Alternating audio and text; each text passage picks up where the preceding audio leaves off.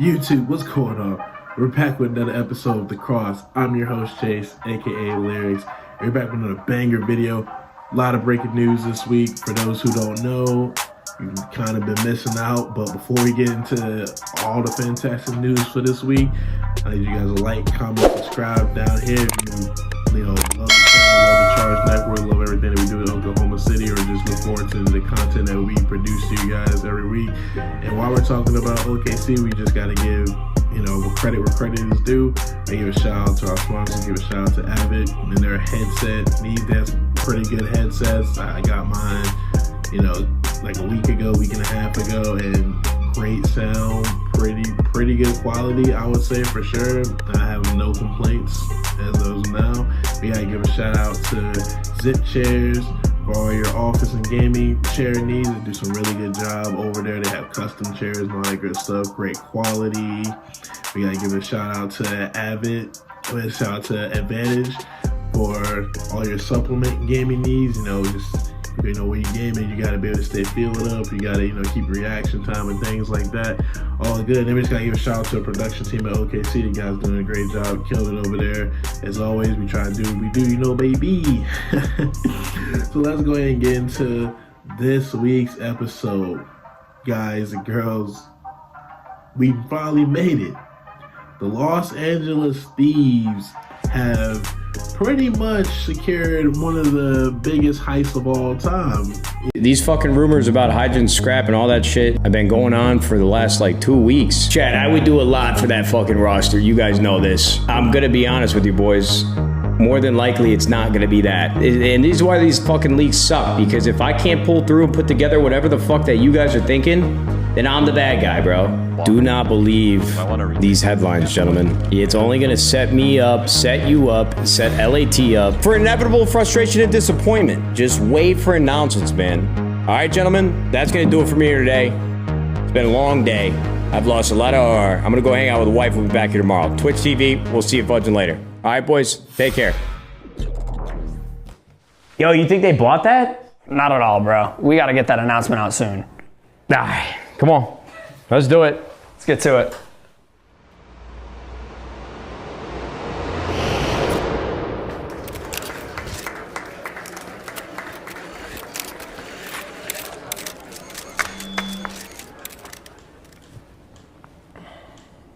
Ladies and gentlemen,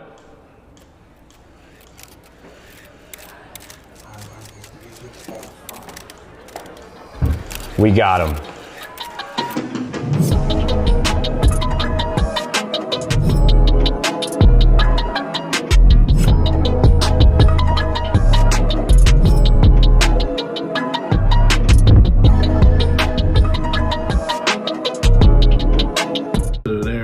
They're fun. So the Los Angeles Thieves, Nate Shot, he comes through finally. Guys Nate Shot is former Call of Duty champion player for many years with Optic, owner of 100 Thieves. He pretty much cuts his own salary to get this thing done. He brings back the Dark Prince, Dylan Envoy, and Envoy brings with him the Cavalry. So we already had Dan Ghosty on the team, so that's 2. And Dan's a phenomenal player, really good IGL player, really good main AR kind of player. So we bring in the stars, we bring Hydra, we bring Scrap, 2 of the top 4 players in the world, I think. We bring them to LA, just like the Lakers, in hopes for a championship. So this team is stacked. This team is really good top to bottom. And I really think it's going to come down to how well they mesh. How well they mesh and how quickly the chemistry comes together. Because obviously Scrap and Envoy played together, but this is the first time Scrap's played with a superstar like himself. And so by them having this amount of talent and having Dan as the shot caller, this team's gonna be fun. Obviously, they're gonna try to cement their legacy in place. They have to win the event this year. Every team who's made a super team has to win for to solidify their greatness. FaZe had to do it when they did what they did. Optic had to do it this past year. Optic won 2 events. So those teams got the monkey off their back. they don't have to prove anything. They've already established greatness within their organization and within COD history. So it's really just LA Thieves roster. Can they do what the championship in 2019 team did with Octane and draws a Kenny and all? Can they repeat that kind of success? They don't have J-Cap as the coach no more. I think Shane is the coach, but while we talking about coaches as well,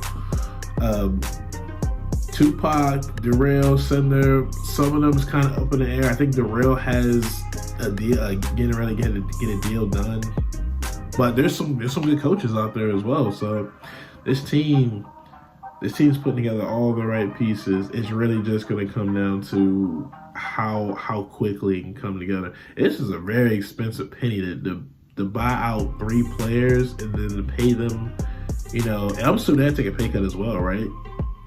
This is a very expensive team. So they really do need to win at least one event to solidify what's going on. But it's already going down as one of the biggest offseason moves in COD history, if not the biggest. The only thing that probably rivals this is when, I think Krim and Formal and all of them joined. I think that's probably it's probably been since then, in I think like 2017 or whatever it was, where they made that change. That's been the biggest move in COD offseason since. And we're not going to spend our time on that, but there's also news that, more so recent news, that the league minimum salary of $55,000 might be going away too. Cause I know a lot of the organizations inside this, the CDO, that was one of the big topics of if the leagues pretty much Activision is giving back some of the the money to these franchise teams for because the league's kind of like going downwards. So they're saying like, okay, well, the salary next, a big reason why a lot of orgs couldn't make it, a lot of companies couldn't make it in the scenes because of the salary thing and how much players want and then the minimums and then paying for all the operations, etc. So it's gonna be interesting to see how it is. But last note on the Thieves, also they said they're gonna be playing out of Texas, so that's gonna be fun as well, interesting as well. But I said, with the league thing going the way it is, not really a big deal. I don't think they have to play out of Los Angeles, so that's one thing to also keep in mind. But what does that leave for all the other teams? So the new French organization, Gentlemates, that's pretty much buying out the Los Angeles Gorilla spot, are going to be taking most of C9 Gold roster minus Civ. So it's going to be Skies, Kids. They brought back Priest and they're bringing Lens because Lens is a French player. So that's going to be there for C9 right now. Kept Sid.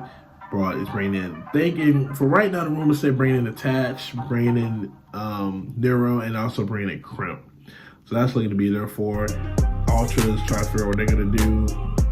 We have to figure out where Joe Deceives goes. I'm pretty sure Nasty's pretty much confirmed to go to Surge, Vancouver Surge. So that's pretty much it there. But it's really fascinating to see how much has happened this week. A lot has happened, and we literally have a bottleneck at the top of the league. We have 3 super teams that are going to be competing for, like, one of those 3 teams will be in every grand finals. That's how this is set up.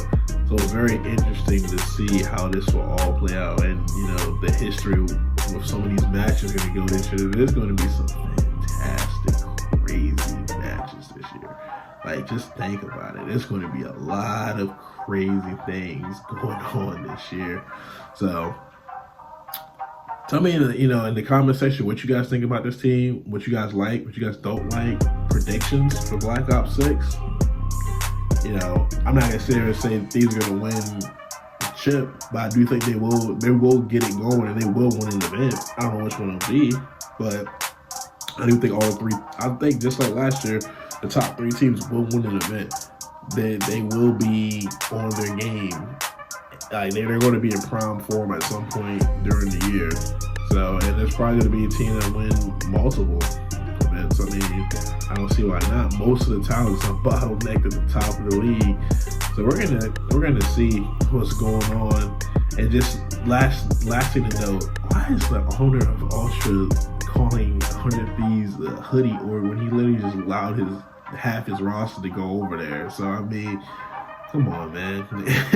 We gotta start having these nicknames for brands that know how to do business. It's still a business at the end of the day. It's not just esports. You know, it is a business. So you have to be able to be successful in all phases of business as well. So I'm gonna leave you guys on that note. Like I said, let me know what you guys think about everything that's been going on this week. It's been a crazy week. And I will catch you guys in the next one. I'm letting you guys out of class early. It should be your boy Lyrics. Peace. I'm out.